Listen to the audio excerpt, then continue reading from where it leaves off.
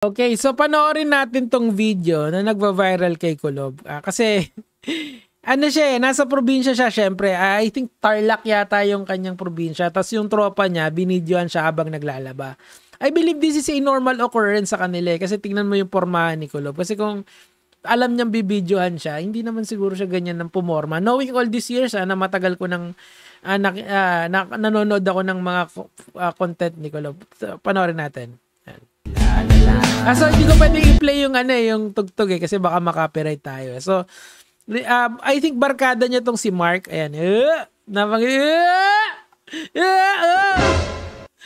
Bigla na lang nakaligaw tingin. Ayan. So mukha talagang naman. Mukha naman naglalabad ng legit si Kulob dito. And you know, it is what it is kasi wala namang ibang gagawa ng labada mo unless of course meron kang kasambahay, di ba? So I believe na si Kulob dito is genuinely doing chores. Malayong-malayo na siya doon sa time na kunyari yung nagugas siya ng pinggan na parang wala lang. Dito at least natuto na maglaba, gumawa ng gawaing bahay. So ibig sabihin talaga on his own, may improvement na. Pero of course, hindi ko naman alam kung gaano kalalim yung improvement na ginawa niya sa buhay niya. Pero of course, we have to assume the best for everyone, di ba? I believe na yun yung isa sa mga natutunan niya sa buhay niya na na talagang lumayo na sa drama. Kasi ang problema kasi pagka masyado kang malapit sa drama, baka hindi ka na talaga maaalis, di ba? So ngayon, in fairness naman kay Kulob, kasi pag binasa mo kasi dito yung mga lods, yung kaibigan niya to pag binasa mo yung caption, sige nga, pabalikin mo nga boss at Kong TV yan. Kulob for you page, istasyon, Kong TV. So, pero in fairness naman kay Kulob, hindi naman siya nagpupumiglas na bumalik sa Team Payaman. Yung si Pinuno ang nagsimula nitong trend na to. Ayan. So, kung hindi nyo kilala si Pinuno, I believe na tropa pips din to ni Kong TV. And kasama yata siya sa banda ni Kong, di ba? Number 1 basher siya ngayon ni Kong TV. So, panoorin natin to. Okay. Sabi niya, trabaho. Putang ina, pasyal tong ginagawa. Okay, pause natin. Para lang dun sa mga hindi nakakapanood ng vlog ni Kong TV. I think everyone already seen yung vlog ni Kong TV. So, etong tao na to kasi nag-a-apply to ng trabaho, ng resume. Dala-dala ng resume. So, etong tao na to, nag-a-apply to. Ngayon, sila Kong TV, nag-iikot-ikot lang sila, yung casual walking lang habang, I believe eto kasi, syempre ako, YouTuber din ako. Alam ko kasi, may mga embedded sponsor yung mga 'di ba, yung sana walang kupal na kasi si tatay noon yung nagta-tricycle, 'di ba? Sana wala namang nagtry magbukas ng account ni tatay, 'di ba? So, and isa pa I think yung ibang mga products nila talagang naka-embed dito. Ang ganda nga ng concept nila kasi napaka-seamless na parang naglalaro lang sila. Tapos, eto nga, nakita nila tong tao na to. And ang ganda nung backstory nung tao na to. Literal, na he is looking for redemption sa sarili niya. So, kwento ko lang sa inyo nakalimutan ko yung pangalan. I-correct nyo na lang ako dyan sa baba. So, etong tao na to kasi, dati tong gumagamit ng ipinagbabawal ng gamot. Sa totoo, nakulong na daw to ng 1 linggo. Pero, tinatry niya magbagong buhay, naghahanap siya ng trabaho. Syempre, lahat naman ng tao siguro alam or kilala si Kong TV. Nung nakita niya si Kong TV na nagva-vlog, umano na siya. Kumbaga, sinubukan niya na. It's somehow parallel dun sa nangyari kay Kulob. Kaso ang sa kanya kasi, by chance. Kay Kulob kasi, merong by force kunwari. Kumbaga yung isa, medyo pilit, eto talaga, natural lang talaga, na sumubok siya. At yun nga, nakuha niya yung second chance na hinahanap niya kasi bukod sa nabigyan siya ng trabaho, I believe yung susunod na vlog nila, magta-Thailand daw sila o Taiwan. Sana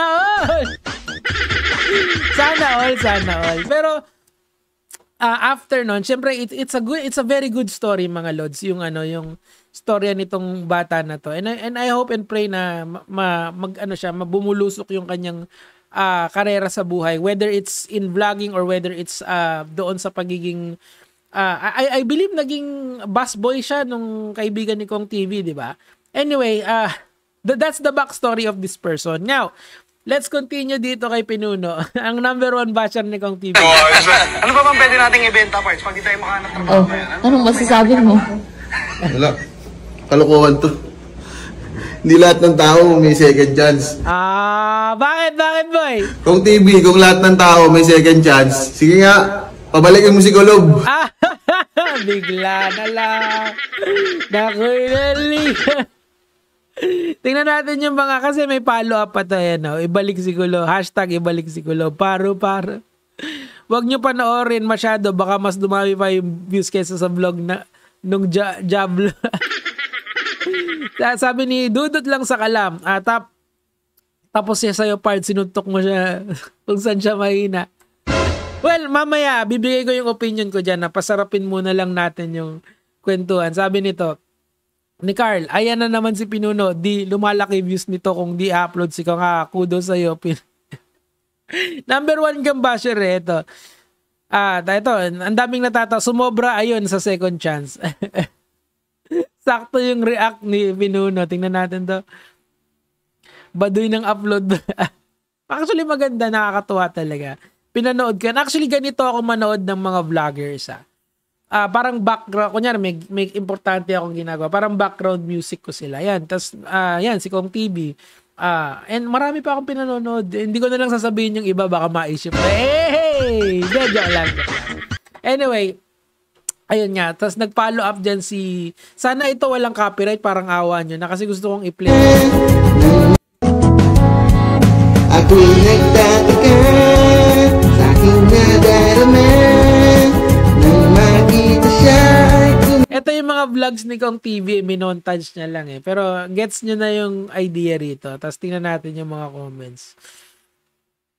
2-0, Glock 10 lot. Ito na naman si Dudud. Sabi, kung tunay kang kupal, dalhin mo si Kulob sa kanya. Pinuno, wag na. Bring him home. Yung isa sa Big Royce nag-umpisa, yung isa sa Big Royce nagtapos. Oo nga no. Yung isa sa Big Royce siya pumunta, 'di ba? Naalala niyo 'yun, 'di ba? Doon sila unang nagkita. Grabe pala no, grabe pala yung coincidence nito, 'di ba?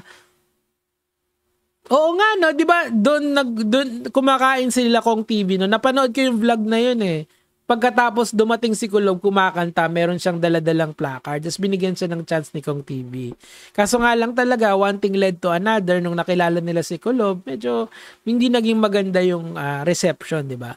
Yung isa, Big Royce, yung isa sa Big Royce nag-umpisa, yung isa sa Big Royce nagtapos. Bring him home, the second chance, di ba?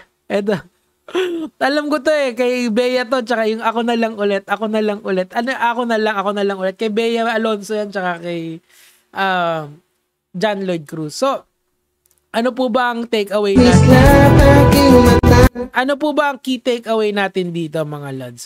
Ito lang ang sa akin dito. Ang gusto kong idea na i-share sa inyo rito, yung sinabi ni dalawa. Number 1 is yung branding, okay? Ang branding kasi nila Kong TV is as much as possible. Kuha tayo ng magandang anak at daddy moments. Ano ba maganda? Walang magandang still frame. Yan. Ang idea kasi dito, mga Lods, number 1 is the branding, okay?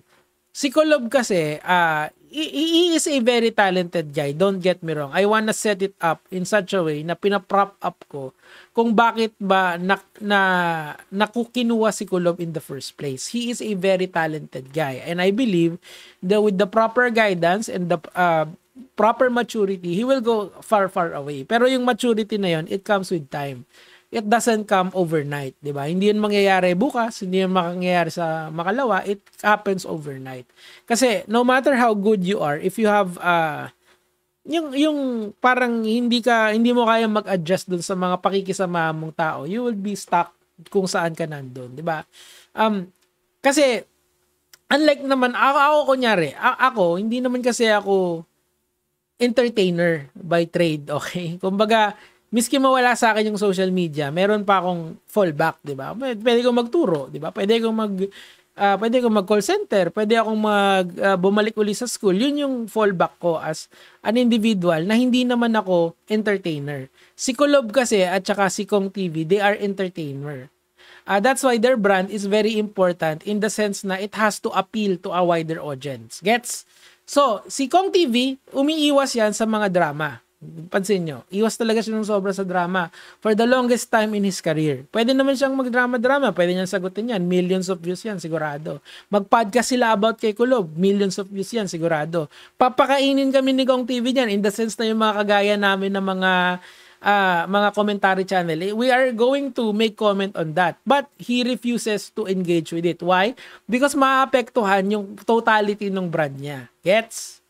So, as much as possible, iniiwasan niya yan si Kulob. Pero yung mga kasama niya, si Tita Chrissy, si Pinuno, si Dudut, ano sila, pinahahagingan nila. Pero in the sense na we acknowledge that Kulob exists. But there is not going to be a next time anymore. May second chance pa ba si Kulob? Ang sagot dyan, yes. But not with Kong TV. I believe kasi yung sinabi ni Tita Chrissy, nung in-interview siya ni Boss Toyo, last year lang yata yun, sabing ganun ni Tita, or this year, nakalimutan ko, correct nyo na lang ako dyan sa baba. Sabi niya ganun na, masaya kami para sa'yo, Kulob, lumago ka sa sarili mo, lalago din kami sa sarili ko. Yun yung tinatawag na parallel growth na tinatawag. It's better to have an amicable breakup kesa yung breakup na parehas kayong bitter on both ends. I believe that the bitterness is gone already. Si Kulob, babalik ko uli yung yung kanyang ibabalik ko yung kanyang para maganda yung kuha natin. I believe na si Kulob dito has already reached a certain point of maturity. Pero I don't think that's enough for redemption sa Team Payaman. I think matagal pa yon. I think baka na hindi dumating yon. Pero having said that, di niya na kailangan talaga na merong ibang tao except sa sarili niya. Kasi may talent naman siya. He does not need anyone.